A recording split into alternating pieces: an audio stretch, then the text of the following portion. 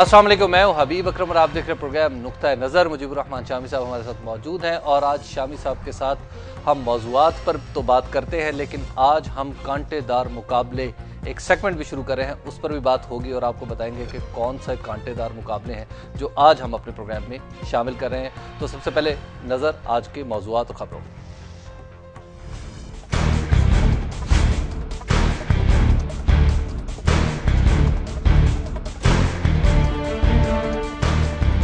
Overseas पाकिस्तानियों को vote का हक देना मुमकिन नहीं, हुकूमत का साफ जवाब।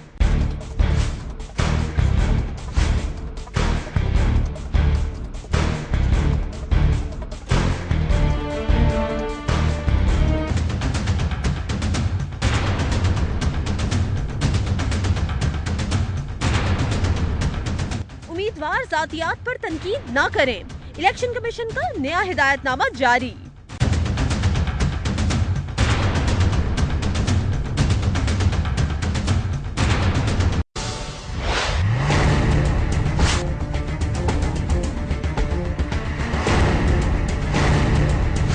मुशर्रफ से जवाब लेने के लिए एफआईए के सवाल तैयार।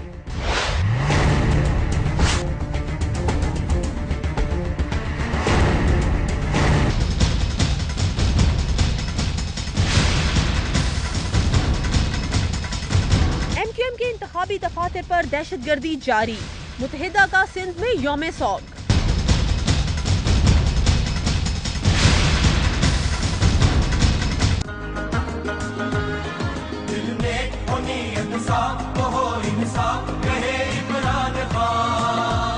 इमरान खान की Peshawar NA-1, Mianwali NA-71, Rawalpindi NA-56 और लाहौर NA-122 से कौमी असेंबली की नशिस्तों पर पंजा आजमाई।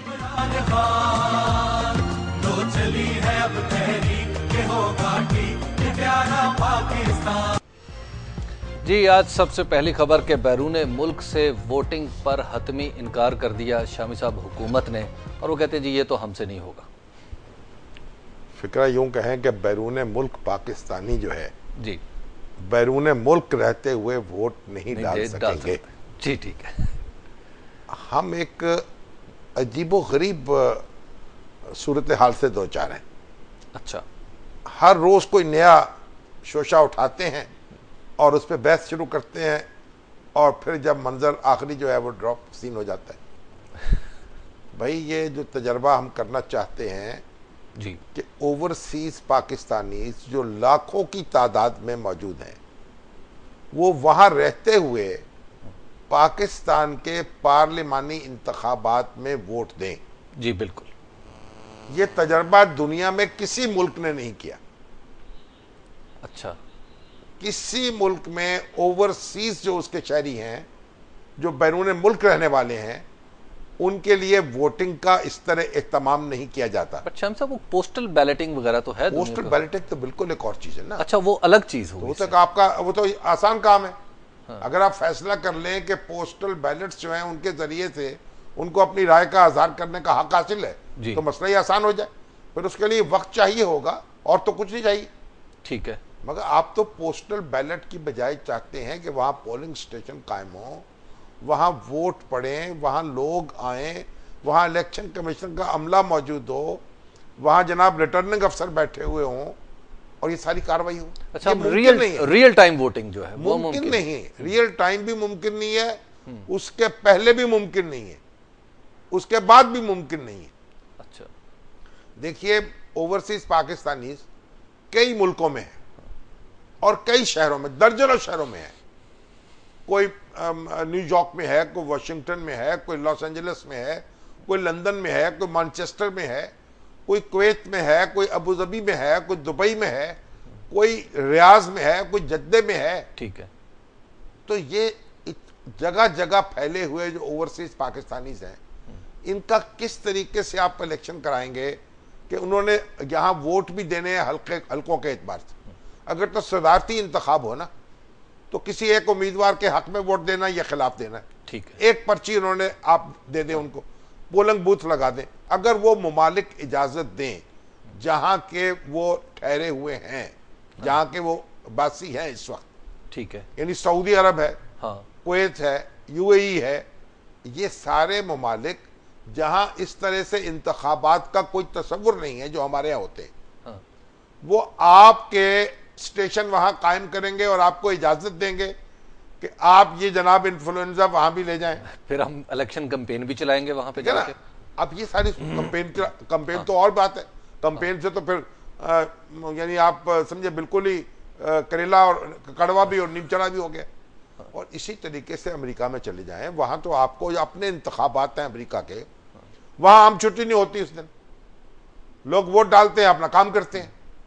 पाकिस्तान के इंतखाबात के लिए लोग कहां से आएंगे चल के, दो दो तीन एक एक दिन लगेगा, दो दो दिन लगेंगे, किसी शहर से चल के आना है, वहां वोट डालना है और फिर हलकों में तकसीम होना है। बिल्कुल, आपके 272 हल्के हैं, हाँ। कोई किसी हल्के का रहने वाला है, किसी हल्के का रहने वाला है, लेकिन क्योंकि हमें शौक है वक्त जाया करने का और उन चीजों पर गौर करने का जिनका कोई नतीजा ना निकले, इसलिए मुसलसल हम गौर कर रहे हैं। तो शामी साहब, हम मुसर क्यों हैं? मुझे क्या पता क्यों मुसर है, मतलब अपना कोई इमेज बेहतर बनाने के लिए, ओवरसीज पाकिस्तानी को जरा अच्छा पैगाम देने के लिए। इलेक्शन कमीशन अपनी जगह लगा हुआ है, हाँ। अदालती अहकामात अपनी जगह मौजूद है जी। और हम अपनी जगह कवाली कर रहे हैं। ये सिर्फ एक ही तरीके से मुमकिन है, वो क्या है? आप वो पोस्टल बैलेट जारी कर दें ओवरसीज पाकिस्तानी को, वो पुर करें और भेज दें। नहीं तो वो जो हम कानून, इसके लिए भी कानून साजी की जरूरत होगी, ऑर्डिनेंस, इसके इंतजाम तो करने होंगे ना। लाखों की तादाद में पोस्टल बैलेट छपेंगे, फिर उनको रवाना करने होंगे, TCS से रवाना किए जाएंगे, डाक का खर्च होगा और उसके बाद वो उनको घर पहुंचेंगे, फिर उनसे वसूली होगी। इसमें अब लोग कहते हैं जी सीक्रेसी का एहतमाम नहीं रहेगा, कोई एक शख्स जो है कई बैलेट पेपर जो है उन पे लोगों पे दस्तखत करा के रखेगा, लेकिन ये तो वोट देने वाले का मामला है ना। ठीक बात। आपको तो फिर अगर वोट डलवाना ही है तो फिर ये होगा। और दूसरा तरीका ये कोई ऐसा सिस्टम बन जाए कि आप अपने मोबाइल टेलीफोन से टिक करें और वोट आ जाए यहाँ आपका। वैसे PTI ने ये तजर्बा इब्तदाई सतह पे तो किया है, वो किया है, लेकिन उसका जो अंजाम हुआ आपने देखा है कि उनके इलेक्शन में कितनी अफरत थी। क्या इब्तदाई तजर्बा था, उन्होंने कर लिया, दूसरी तीसरी चौथी दफा हो सकता है कि इसको बेहतर हो जाए, और ये हो सकता है कि एक दिन ऐसा आए कि ये इलेक्शन मुमकिन हो जाए। लेकिन अभी अफरा तफरी में फौरी तौर पर ये ई वोटिंग मुमकिन नहीं है। शामी साहब, आप बैरूने मुल्क वोटर्स के मतलब वोट देने के हक में नहीं है? ओ भाई, वोट देने का हक तो उनको हासिल है, हाँ। जब चाहे तशरीफ लाए, वोट डाल दे। ये हमको अनोखी कौम है, कोई अनोखा मुल्क है, ठीक है। हमें यानी हम कोई मरीख से आ गए हैं या कहीं चांद में रहते थे हम, कहां से आए हैं हम? इसी दुनिया के रहने वाले हैं। हमारे हमसाए में इंडिया है, हाँ। उसके भी लाखों लोग बाहर हैं, बिल्कुल बाहर। बांग्लादेश है, उनके भी लाखों लोग बाहर हैं। उनको तो ये मरोड़ कोई नहीं उठता, उनको तो कोई तकलीफ नहीं होती। वहां तो ये इस काम के लिए महीनों जाया नहीं किए जाते। वो जो आदमी आए बिस्मिल्लाह वोट डाले, जो नहीं आ सकता भाई जिन्हें भेजाए आराम से। तो अब हम चैप्टर गोया क्लोज कर देते? नहीं, इस वक्त तो क्लोज ये समझा कि ये अब तो मुमकिन ही नहीं है। मैं तो कह रहा हूं कि अगर ई वोटिंग, ई पोलिंग मुमकिन हो जाए कि आप अपने टेलीफोन के जरिए आप अपना वोट डाल सकें और उसमें कोई अंगूठे का निशान या कोई आइडेंटिटी भी दे सके साथ ही, ताकि ये भी पता चले ना कि वोट आप डाल रहे हैं। हाँ, बिल्कुल। तो कोई अंगूठे का निशान भी तो वहां लगाना पड़ेगा ना आपको, या कोई और आपको अपनी आइडेंटिटी भी देनी पड़ेगी ना। ठीक बात। ये तो नहीं ना मेरा वोट है, मैं आप डाल रहे हैं उसको जी, और टेलीफोन आपने पकड़ा हुआ है। आपको पता है PTI के इलेक्शन में भी ये शिकायत पैदा हुई, फिर उन्होंने पोलिंग स्टेशन जो बड़ी तादाद में ज्यादा बनाए, और वो इलेक्शन है उसके बारे में अभी तक PTI ने कोई रिपोर्ट जारी नहीं की। ठीक बात है। उसको देखें कि ये तजर्बा कितने फीसद कामयाब हुआ है, लेकिन इसमें बड़ी चलिए कामयाब हो भी गया, उनका काम चल गया। अब ये तजर्बा ऐसा है कि इसमें मजीद तजर्बे की जरूरत है, फिर मजीद तजर्बे की जरूरत है। शाम साहब, हम एक वक्फे की तरफ जा रहे हैं, वक्फे के बाद हम गुफ्तगू यहीं से आगे बढ़ाएंगे। आप देखते रहिए नुक्ता नज़र।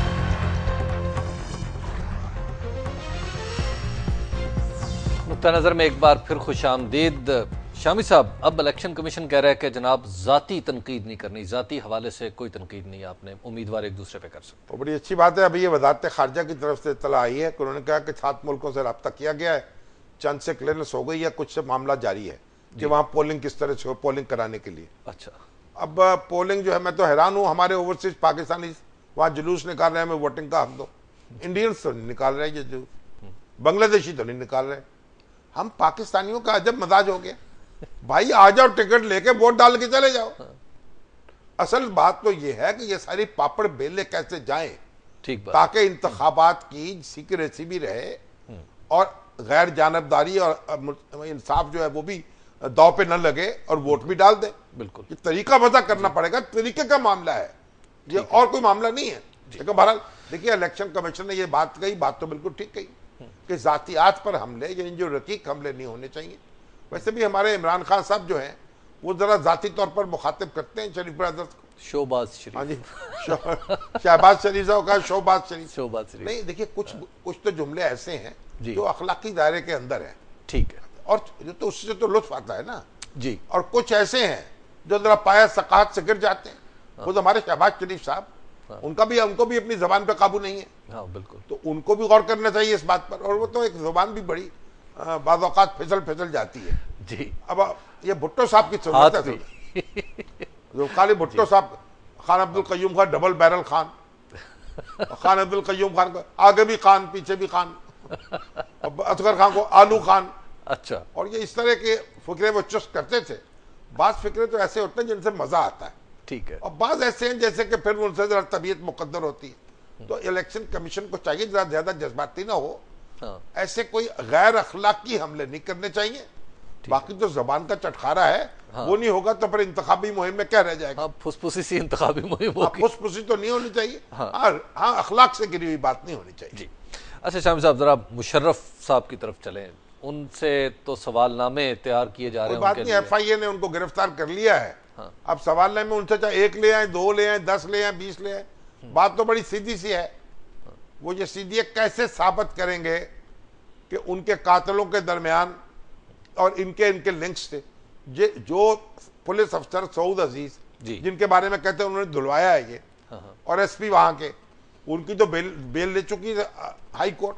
ठीक है, वो हाई कोर्ट ने जमानतें जो ली हैं तो इसलिए ली है ना कि इनके ऊपर जो बात कही जा रही है कोई उसमें वजन नहीं है। तो बहरहाल परवेज मुशर्रफ सब काबू आए हुए हैं, जो सवालनामा उनको देना दे दीजिए, वो जाने, उनके सवालनामे जाने। लेकिन शाम साहब, वो जो मुतय्यन धमकी, आपने भी कल प्रोग्राम में इशारा किया था कि फोन पे उन्होंने कहा था कि बस इस तरह की बात की थी कि देखिए साबित हो जाएगा, हमको अस्तगासे के गवाह थोड़ी है। परवेज मुशर्रफ साहब अपनी सफाई पेश करें उनके, और FIA उनका मामला करे और लाए कुछ ठोस सबूत। ठीक, तो हमें क्या, हम खुश, हमारा खुदा खुश। चलिए शाम साहब, कराची में हालात खराब होते चले जा रहे हैं MQM के लिए। कराची में तो हालात बड़े खराब हैं। MQM के दफ्तर पर के करीब फिर हमला हुआ, देखिए। लेकिन उसके बाद MQM ने कॉल दी है, यौम शोक मनाया है, कारोबार बंद रखने की। तालीमी अदारे बंद हो गए, दफ्तर बंद हो गए, कारोबार बंद हो गए। अब मुझे बताइए इससे क्या फायदा हुआ? इससे तो जो दहशतगर्द हैं, हाँ, उनका हौसला बढ़ा। ये अदर कभी हम तो एक वारदात करेंगे तो कारोबारी जिंदगी मुअत्तल होकर रह जाएगा। MQM को तो चाहिए था कि कहते कि हम घबराने वाले नहीं हैं, कारोबारी जिंदगी जारी रखें, हम अपना काम करेंगे, कंपेन करेंगे और हम इनका मुकाबला करेंगे। तो देखिए, ये जो इस तरह का एहतजाज के ये तरीके हैं, इन पर भी गौर करना चाहिए। वैसे हम उनके साथ हैं, यानी उनको जो निशाना बनाया जा रहा है, मैं तो बार बार अर्ज कर रहा हूं, वो सबसे ज्यादा तो ANP को निशाना बनाया जा रहा है। आज भी कराची में अभी ताजा खबर आई कि कराची में आज भी कुछ इस तरह का हमला हुआ है कि ANP से सबक हासिल करें, उसकी सी जुर्रत अपनाएं, उसकी तरह सामना करें। मैं तो हकीकत यह है कि मैं तो ANP को जब भी उनके मामलात को देखता हूं, मैं तो उनकी मर्दानगी पर मुझे यहाँ रश खाता है। बट शामी साहब, फिर इलेक्शन क्वेश्चन आज फिर फारूक सत्तार साहब ने उठाया कि क्या ये फेयर इलेक्शन है? और भाई मेरे तो फिर ये जब इनकी हुकूमतें थी उस वक्त ये दहशतगर्दी नहीं हो रही थी। खत्म करते इसको, बेखूनी करते इनकी। ये अब सारे सवालात उठा दिए, ये फिर, और ये कोई इलेक्शन कमीशन करा रहा है ये दहशतगर्दी, या कोई वफाकी हुकूमत करा रही है? भाई ठीक है, सूबाई हुकूमत तो उनकी है, गवर्नर साहब बैठे हुए हैं, उनके नॉमिनी बैठे हुए हैं जनाब वजीर आला। तो बात यह है, ये मुश्किल सूरत हाल है, इसमें ताने मेने से काम नहीं चलता। ये दहशतगर्दी, कितने टारगेट किलिंग हुई है जनाब इनकी हुकूमतों के दरमियान, बहुत बड़ी। तो फिर किसकी जिम्मेदारी थी वो?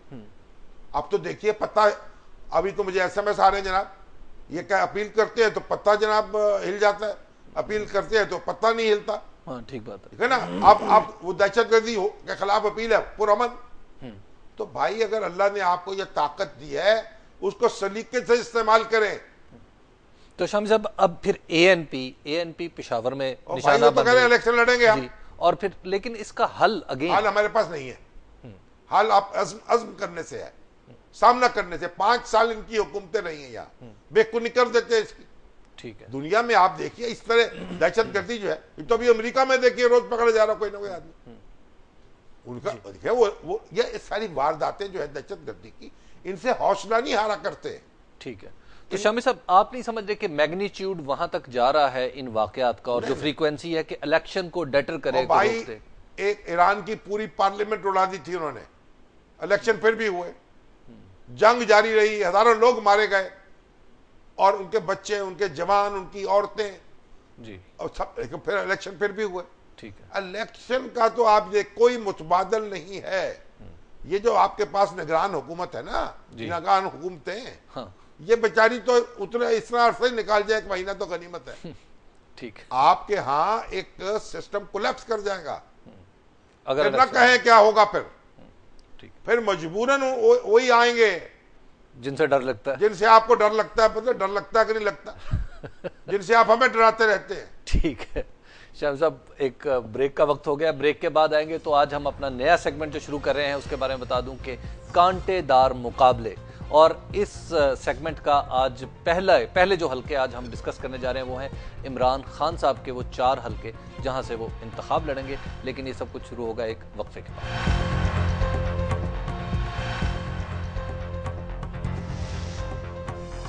नुक्ता नजर में एक बार फिर खुशामदेद, और चलते हैं हम अपने सेगमेंट कांटेदार हलके की तरफ।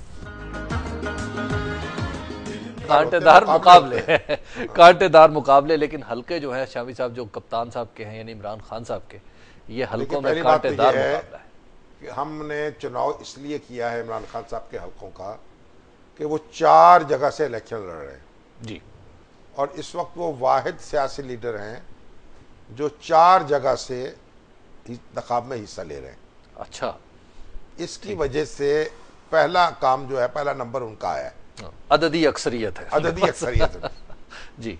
अब वो हिस्सा ले रहे हैं पेशावर से NA1 से, बिल्कुल, रावलपिंडी से NA56 से, 56 से जी बिल्कुल, और फिर अपने हलके से मियांवाली से NA71, NA71 से जी, और लाहौर में NA122 से। बिल्कुल।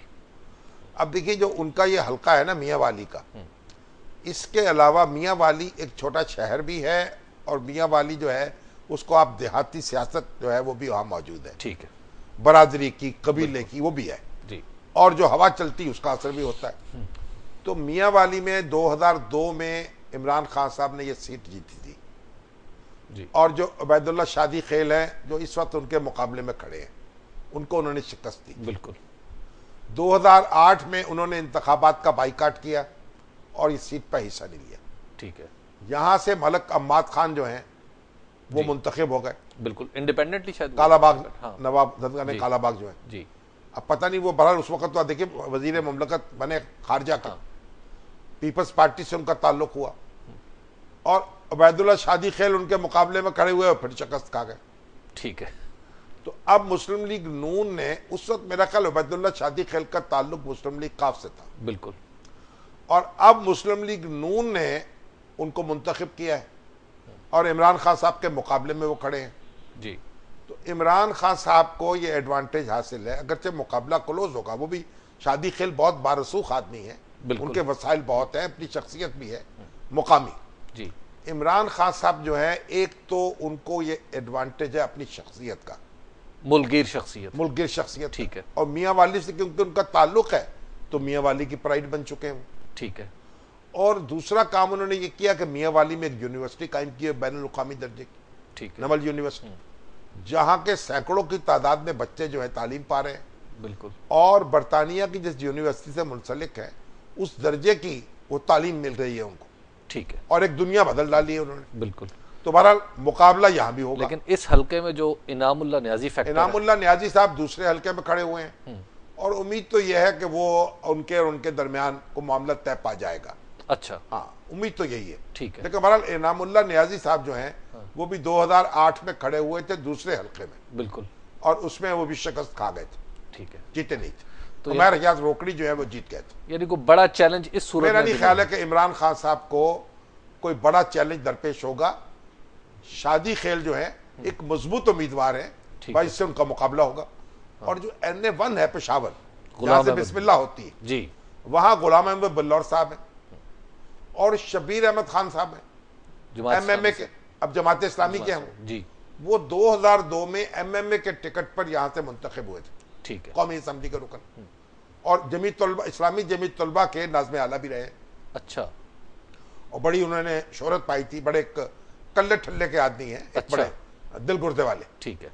गुलाम अहमद बिल्लौर साहब जो हैं वो यहां से कई मरतबा इलेक्शन लड़ चुके हैं, जीते भी हैं और हारे भी हैं।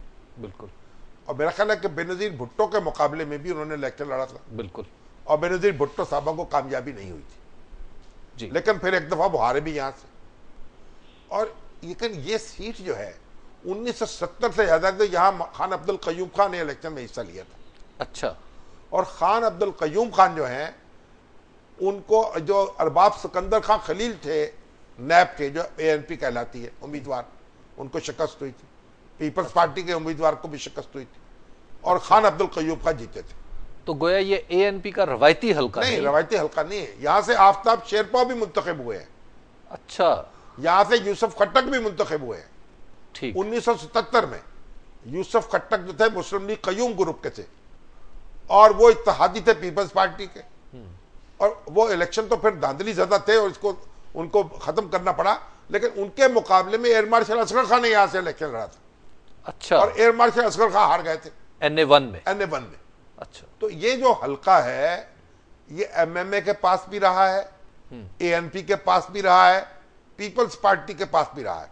ठीक ठीक। और अगरचे गुलाम अहमद बल्लौर उनके भाई जो हैं वो शहीद हुए, बशीर अहमद बल्लौर, और उनके वसाइल भी बहुत हैं, तजर्बा भी बहुत है, लेकिन इमरान खान साहब की जो शख्सियत है उसका एक अपना सरूर है। बिल्कुल। तो वो शख्सियत से उनका मुकाबला है। आप देखिए रिवायती सियासत जो है वो शख्सियत को नरगे में ले लेती है या शख्सियत बहा के ले जाती है। तो यहाँ मुकाबला आप समझ रहे टफ होगा। और अच्छा। शबीर अहमद खान भी एक अच्छे उम्मीदवार हैं। अच्छा। क्योंकि अपना जमात इस्लामी का अपना असर और रसूख है। तो इमरान खान साहब, शबीर अहमद खान साहब और गुलाम बल्लौर साहब, उनकी अपनी हैसियत। ठीक है। तो आप इसी तरीके से आ जाए लाहौर में 122 नहीं, पहले हम पिंडी चले, पिंडी चलो 56 पिंडी 56 जी। ये 56 जो है ये पहले तो पीपल्स पार्टी के हल्के थे सारे 1977 में, 77 में, 77 में भी। हाँ जी। अच्छा। तो इलेक्शन पे धांधली ज्यादा ठीक है। हुआ। पीपल्स पार्टी ने पिंडी की सारी नशिस्तें जीती थी। अच्छा। और 70 में तो यहां खुर्शीद हसन मीर जो थे रावलपिंडी शहर के, उन्होंने एयर मार्शल असगर खान को शिकस्त दी थी। वाह। तो 1977 में भी ये पीपल्स पार्टी यहां से जीत गई थी। यानी असगर खान साहब NA1 से भी हारे और NA56 से वो भी हारे। 77 में हारे, ये 70 में हारे। अच्छा ठीक। उसमें तो PNA के कैंडिडेट थे। आई सी। अच्छा, अब ये जो 56 कॉन्स्टिट्यूंसी है, जब ये फिर शेख रशीद साहब के पास आई, 55 और 56 के बेताज बादशाह हो गए। अच्छा। लेकिन फिर उनको भी जनाब हमारे हनीफ अब्बासी साहब जो हैं वो ज़िमनी इंतखाब में उन्होंने छोड़ी सीट जी। 2002 में वो दोनों नशिस्तों से कामयाब हुए और ये नशिस्त उन्होंने छोड़ दी। हाँ। ये छोड़ी। पहले MMA के कैंडिडेट थे डॉक्टर अफजल एजाज जी। उनके तो 12,000 वोट थे शेख साहब के मुकाबले में। ठीक है। जब उन्होंने सीट छोड़ी, क्योंकि उन दूसरी सीट उन्होंने रखी जहां ज़िमनी इंतखाब हुआ, शेख साहब ने अपना भतीजा खड़ा किया। हाँ। वो शिकस्त खा गया। और हनीफ अब्बासी जो है उस वक्त मेरा ख्याल मुस्लिम लीग नून और MMN का एक मुश्तरका से उम्मीदवार बन गए थे। ठीक। तो बहरहाल वो जीत गए। उसके बाद 2008 में भी हनीफ अब्बासी जीते। शामी साहब। अब हनीफ अब्बासी तो आपको पता है जी। उन पर तरह तरह के इल्जाम भी लगते रहे। शामी साहब ब्रेक ले लें क्योंकि प्रोड्यूसर्स बार बार कह रहे हैं हमारे खुर्रम इकबाल अवान साहब कि हम थोड़ा सा एक्सीड करें। ब्रेक के बाद हम गुफ्तगू यहीं से शुरू करते हैं। आप देखते रहिए नुक्ता नज़र।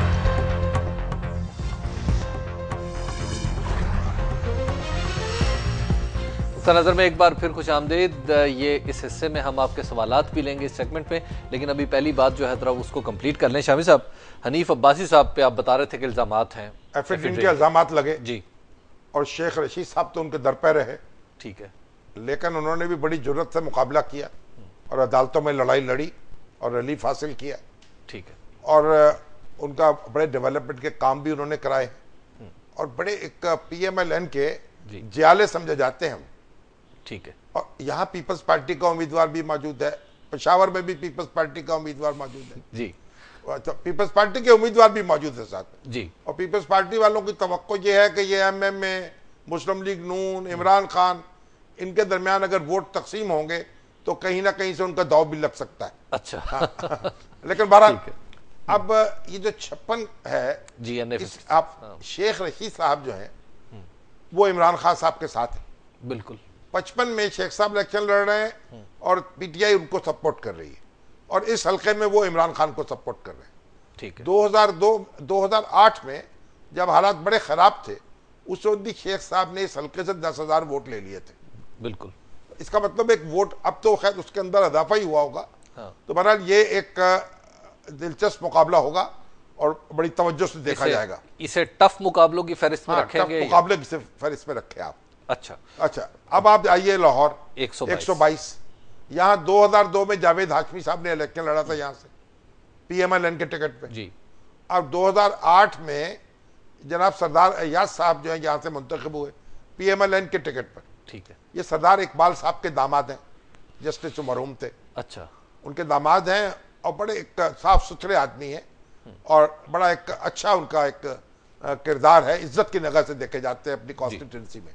और अब उनके मुकाबले में यहाँ पीपल्स पार्टी भी खड़ी है और एक हमारे जो आप जनाब एक पार्टी है अंबर शहजाद साहब। जी जी। हाँ, वो हर इलेक्शन में खड़े होते हैं, रूमी टोपी एचकन पहन के आते हैं और अपना कर्तव्य दिखाते हैं। वो भी इसी हल्के में खड़े। यहाँ पे MQM के भी कुछ एक उम्मीदवार है। हाँ नहीं, MQM के भी सारे हल्कों में तकरीबन ये आप उम्मीदवार देखिए, मियांवाली में भी मौजूद, पेशावर में भी मौजूद जी, और मेरा ख्याल रावलपिंडी में भी मौजूद और यहाँ भी मौजूद।